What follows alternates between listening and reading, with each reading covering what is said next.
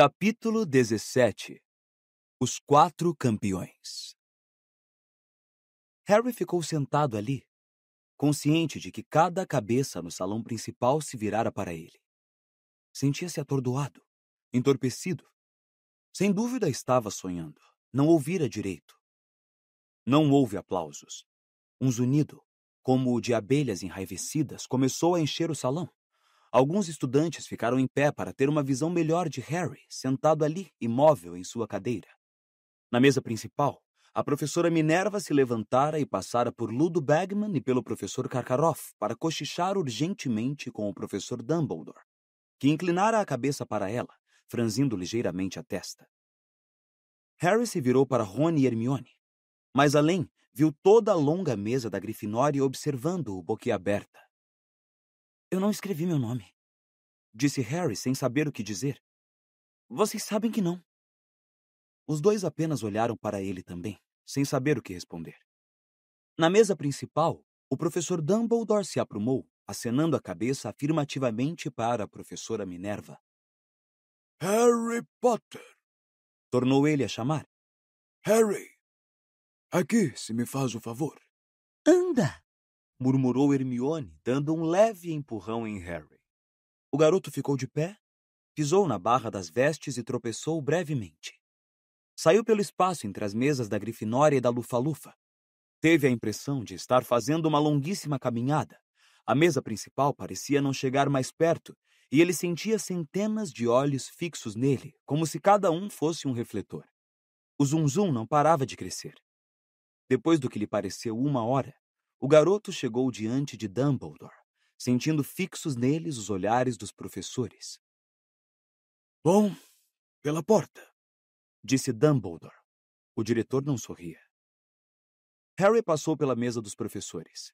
Hagrid estava sentado bem no fim, mas não piscou para Harry, nem acenou, nem fez qualquer dos sinais habituais para cumprimentá-lo. Parecia inteiramente perplexo e olhou para Harry quando este passou como os demais. O garoto passou pela porta e se viu em um aposento menor, com as paredes cobertas de retratos a óleos de bruxas e bruxos. Um belo fogo rugia na lareira em frente. Os rostos nos retratos se viraram para olhá-lo quando ele entrou. Surpreendeu uma bruxa encarquilhada, passando rapidamente da moldura do próprio retrato para a moldura vizinha, que enquadrava um bruxo de bigodes de morsa. A bruxa encarquilhada começou a cochichar no ouvido do colega. Victor Krum, Cedrico Diggory e Fleur Delacour estavam reunidos em torno da lareira. Pareciam estranhamente imponentes recortados contra as chamas. Krum, curvado e pensativo, apoiava-se no console da lareira, ligeiramente afastado dos outros. Cedrico estava parado com as mãos às costas, contemplando o fogo. Fleur Delacour virou a cabeça quando Harry entrou e jogou para trás a cascata de cabelos longos e prateados. — Que foi? Perguntou ela. — Querem que a gente vá para o salão? Pensava que ele viera trazer um recado. Harry não sabia como explicar o que acabara de acontecer. Ficou ali parado, olhando para os 3 campeões. Percebeu de repente como eram altos. Houve um ruído de passos apressados atrás de Harry, e Ludo Bagman entrou na sala. Segurou o garoto pelo braço e levou-o até os outros. Extraordinário! Murmurou, apertando o braço de Harry. Absolutamente extraordinário! Senhores, senhora, Acrescentou, aproximando-se da lareira e falando aos outros 3. Gostaria de lhes apresentar, por mais incrível que possa parecer, o 4º campeão do torneio Tribruxo. Victor Krum se impertigou. Seu rosto carrancudo nublou-se ao examinar Harry. Cedrico fez cara de estupefação. Olhou de Bagman para Harry e de volta como se tivesse certeza de que ouvira mal o que o bruxo acabara de dizer. Fleur Delacour, porém, sacudiu os cabelos, sorriu e disse. — Que grande piada, Sr. Bagman! Piada? Repetiu Bagman, confuso. Não é não. O nome de Harry acaba de sair do cálice de fogo. As grossas sobrancelhas de Krum se contraíram ligeiramente. Cedrico continuou a parecer educadamente surpreso. Fleur franziu a testa. — Mas, evidentemente, houve engano. Disse a Bagman com desdém. Ele não pode competir. É jovem demais. Bom, É surpreendente. Concordou Bagman, esfregando o queixo liso e sorrindo para Harry. Mas, como sabem, o limite de idade só foi imposto este ano como medida suplementar de precaução. E como o nome dele saiu do Cálice de Fogo, quero dizer, acho que a essa altura não podemos fugir à responsabilidade. Somos obrigados. Harry terá que se esforçar o máximo que... A porta às costas dele se abriu e um grande grupo de pessoas entrou. O professor Dumbledore, seguido de perto pelo Sr. Crouch, o professor Karkaroff, Madame Maxime, a professora McGonagall e o professor Snape. Harry ouviu o zum-zum de centenas de estudantes do outro lado da parede, antes da professora McGonagall fechar a porta. Madame Maxime, Chamou Fleur na mesma hora, indo ao encontro de sua diretora. estão dizendo que esse garotinho vai competir também. Sob o seu atordoamento e incredulidade, Harry sentiu uma crispação de raiva. Garrotinho? Madame Maxime se impertigara até o limite de sua considerável altura. O cocoruto da bela cabeça roçou o lustre repleto de velas, e seu imenso peito coberto de cetim negro se estufou.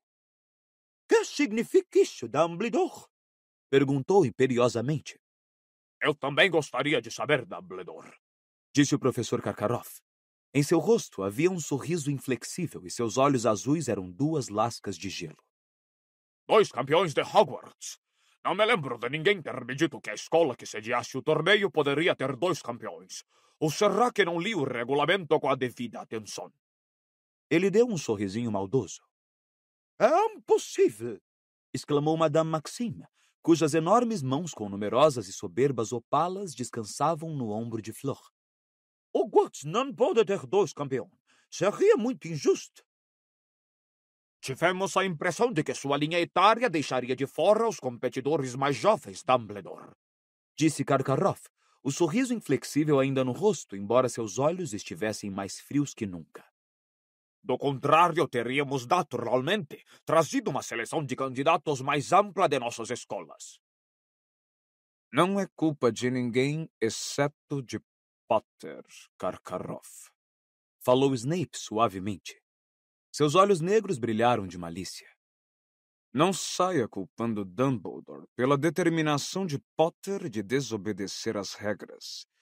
Ele não tem feito nada exceto transgredir limites desde que chegou aqui. Muito obrigado, Severo.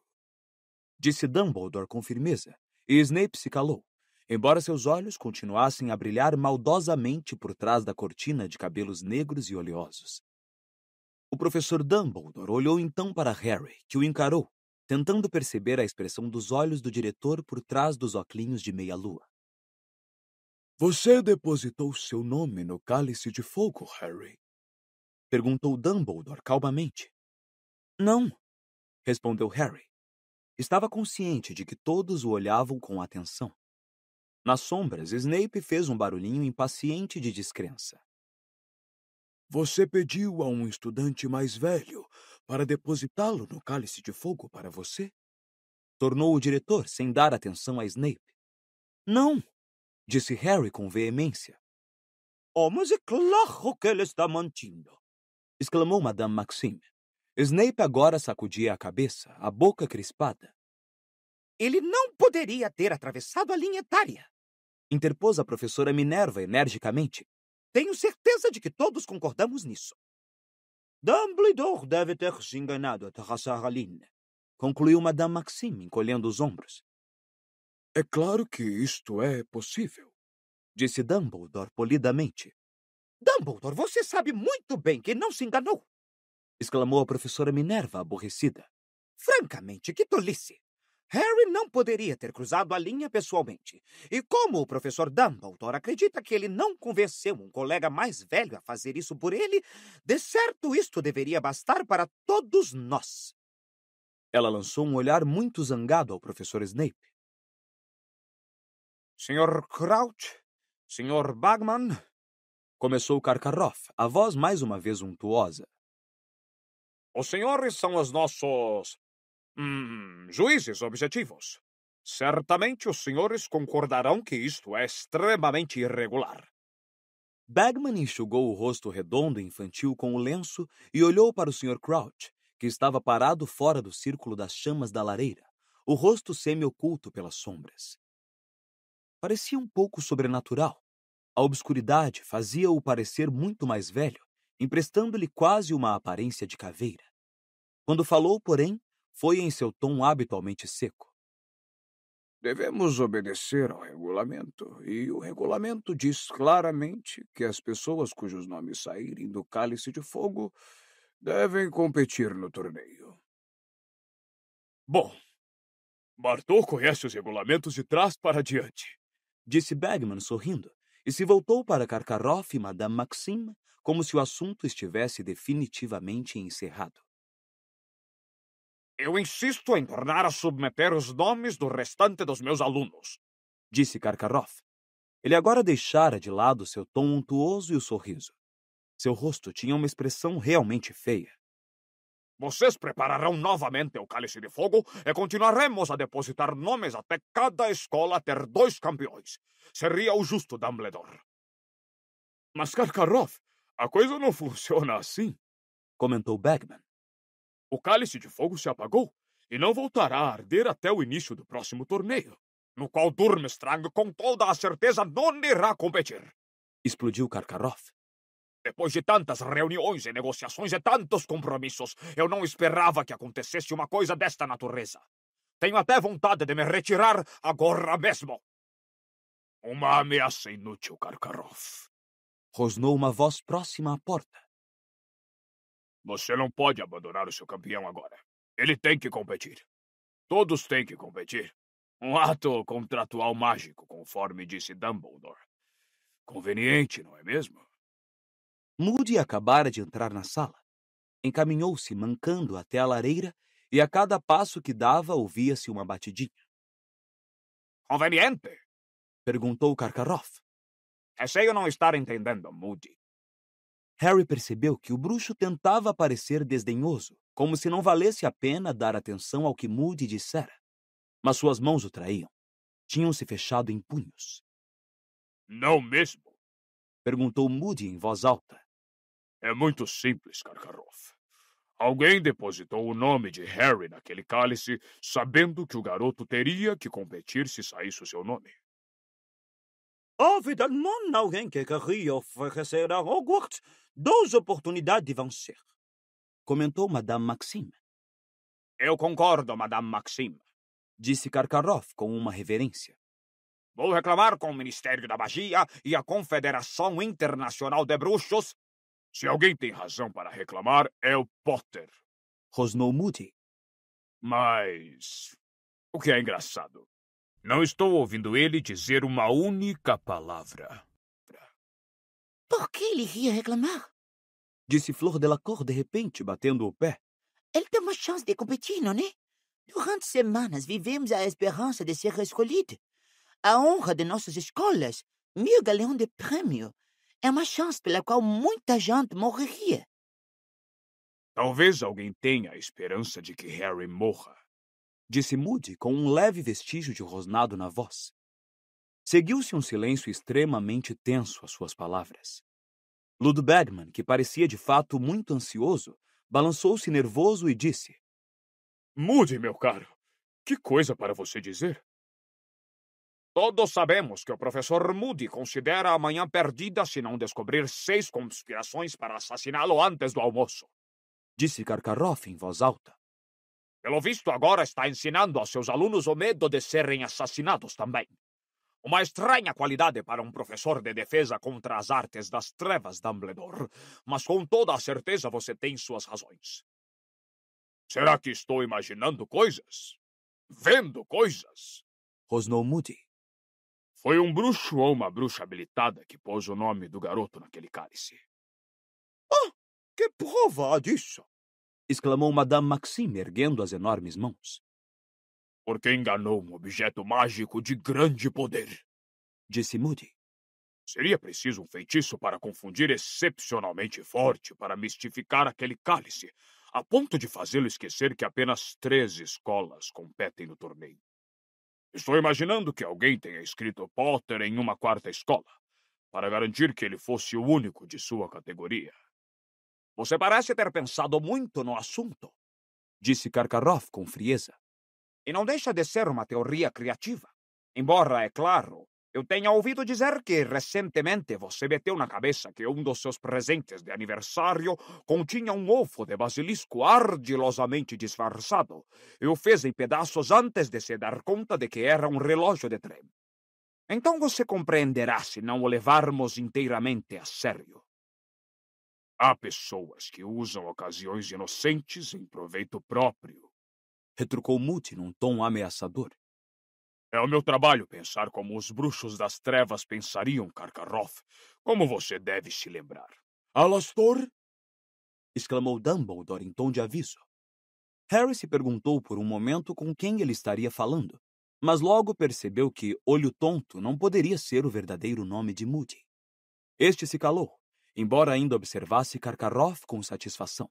O rosto de Karkaroff estava em brasa. Como foi que essa situação surgiu? Não sabemos, disse Dumbledore, dirigindo-se às pessoas reunidas na sala. Parece-me, no entanto, que não temos alternativa alguma senão aceitá-la. Os dois, Cedrico e Harry, foram escolhidos para competir no torneio. E, portanto, é o que farão. Oh, mas Dumbledore! Minha cara Madame Maxime, se a senhora tiver uma alternativa, ficarei encantado em ouvi-la. Dumbledore aguardou, mas Madame Maxime não disse nada. Apenas o fitou de cara amarrada. E não foi a única tampouco. Snape parecia furioso, Karkaroff lívido. Bagman, porém, parecia bastante excitado. Bom, vamos agilizar isso, então? Disse, esfregando as mãos e sorrindo para os presentes. Temos de dar nossas instruções aos campeões, não é mesmo? Arthur, quer fazer as honras da casa? O Sr. Crouch pareceu despertar de um profundo devaneio. Concordou. Instruções. A primeira tarefa... Encaminhou-se então para a claridade das chamas. De perto, Harry achou que ele parecia estar passando mal. Havia sombras escuras sob seus olhos e sua pele enrugada tinha uma aparência frágil que lembrava papel. Traços que não estavam ali durante a Copa Mundial de Quadribol. A primeira tarefa destina-se a testar o arrojo dos campeões, disse ele a Harry, Cedrico, Fleur e Krum. Por isso não vamos lhes dizer qual é. A coragem diante do desconhecido é uma qualidade importante em um bruxo. Muito importante. A primeira tarefa terá lugar em 24 de novembro, perante os demais estudantes e a banca de juízes.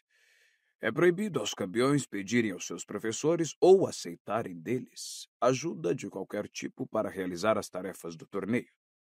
Os campeões enfrentarão o primeiro desafio armados apenas de varinhas. Receberão informações sobre a segunda tarefa quando a primeira estiver concluída. Por força da natureza árdua e demorada do torneio, os campeões estão dispensados dos exames do fim do ano letivo. O Sr. Crouch virou-se para encarar Dumbledore. Acho que é só isso, não é, Alvo? Acho que sim, respondeu Dumbledore, que observava o Sr. Crouch com uma leve preocupação. Você tem certeza de que não quer pernoitar em Hogwarts, Bartô? Não, Dumbledore. Preciso voltar ao ministério. Estamos passando um momento muito movimentado e muito difícil. Deixei o jovem Weatherby responsável pelo departamento. Muito entusiasmado. Um pouquinho demais, para dizer a verdade. Você vai pelo menos tomar um drink antes de partir? Convidou Dumbledore. Vamos, Bartô, eu vou ficar, disse Bagman animado. As coisas estão acontecendo em Hogwarts agora, sabe? Está muito mais excitante aqui do que no escritório. Acho que não, Ludo, respondeu Crouch com um toque de sua antiga impaciência. Professor Karkaroff, Madame Maxime, um último drink antes de nos recolhermos? Perguntou Dumbledore.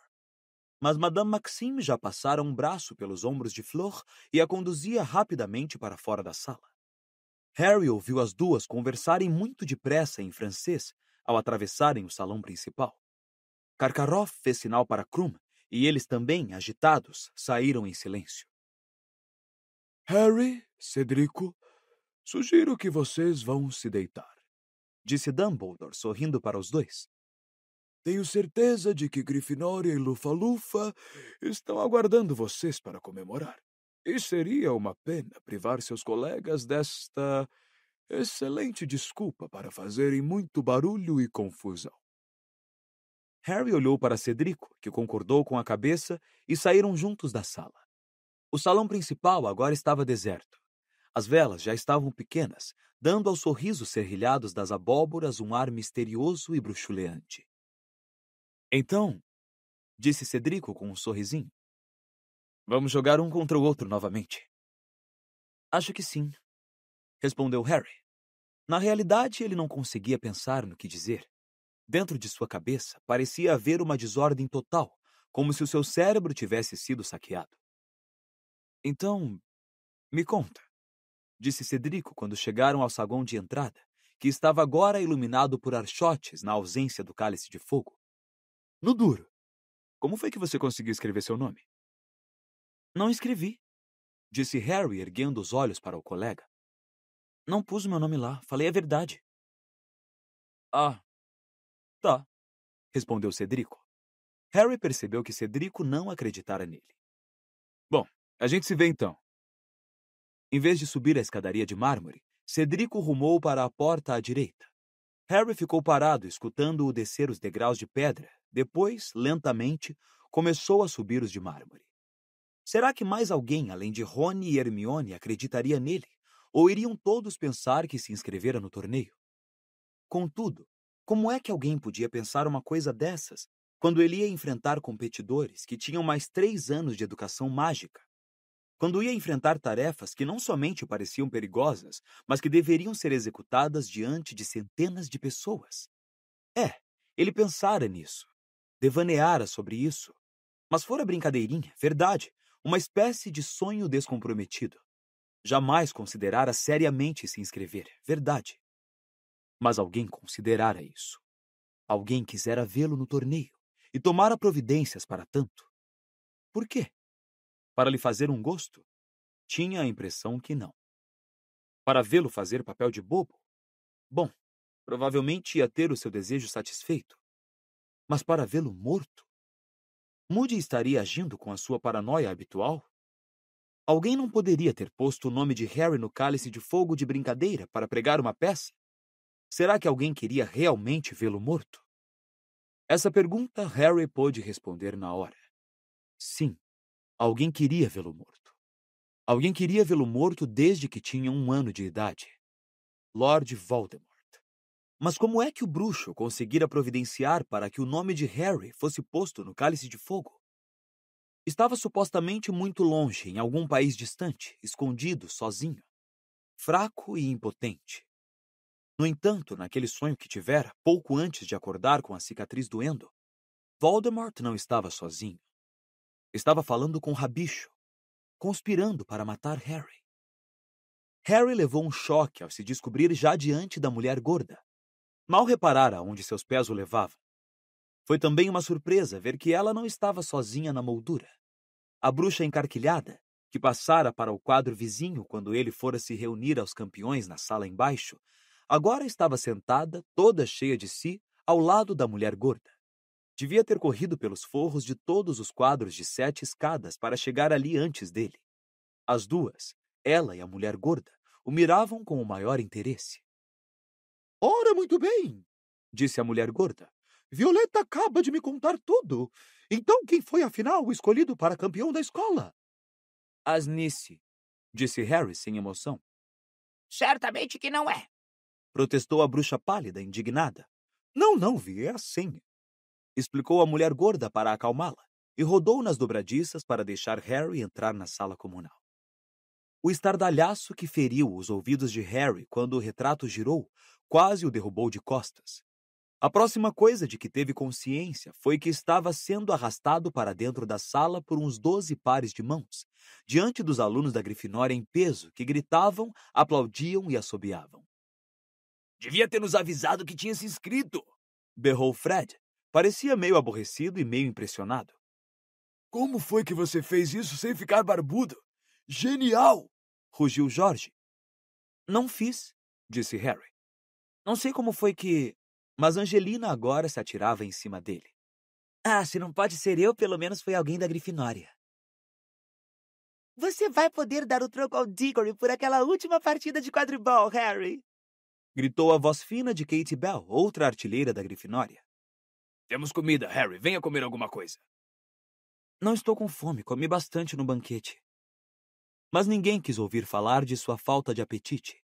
Ninguém quis saber que ele não pusera o nome no cálice de fogo. Ninguém parecia ter notado que ele não estava com a menor disposição de comemorar. Lino Jordan desencavara uma bandeira da Grifinória em algum lugar e insistia em enrolá-la em Harry como uma capa. Harry não conseguiu fugir. Sempre que tentava escapulir até a escada dos dormitórios, os colegas à sua volta cerravam fileiras e o forçavam a aceitar mais uma cerveja amanteigada, metendo salgadinhos e amendoins nas mãos dele. Todos queriam saber como é que ele fizera aquilo. Como ludibriara a linha etária de Dumbledore e conseguira depositar o nome no cálice de fogo. Não fui eu, repetia ele sem parar. Não sei como foi que aconteceu. Mas pela pouca atenção que os colegas lhe davam, os protestos do garoto não faziam a menor diferença. Estou cansado! Berrou ele finalmente, depois de quase meia hora. Não, é sério, Jorge, vou me deitar. A coisa que ele mais queria era encontrar Rony e Hermione para buscar um pouco de sanidade, mas nenhum dos dois parecia estar na sala comunal. Insistindo que precisava dormir e quase achatando os irmãozinhos Creevy quando tentaram desviá-lo ao pé da escada, Harry conseguiu se livrar de todo mundo e subiu para o dormitório o mais depressa que pôde. Para seu grande alívio, encontrou Rony ainda vestido, deitado na cama de um dormitório em que não havia mais ninguém. Ele ergueu os olhos quando Harry entrou batendo a porta.